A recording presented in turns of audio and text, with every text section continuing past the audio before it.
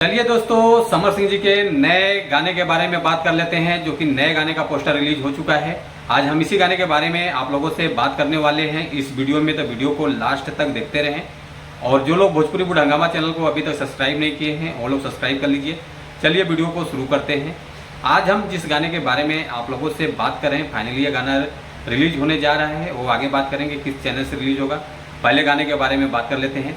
गाने का बोल है दिल परेशान, जो कि इस गाने को गाया है समर सिंह जी, और इस गाने को लिखा है गौतम राय जी, और इस गाने के म्यूजिक डायरेक्टर हैं रोशन सिंह जी, जो कि काफ़ी अच्छा गाना है।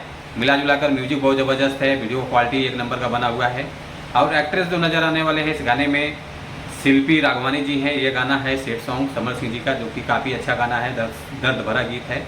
और ये गाना आप लोगों को देखने को मिलेगा। ये गाना रिलीज हो रहा है 20 जून शुक्रवार सुबह 7 बजे ये गाना रिलीज हो जाएगा। JMF भोजपुरी चैनल से गाना आ रहा है, तो आप लोग जरूर देखिएगा इस गाने को।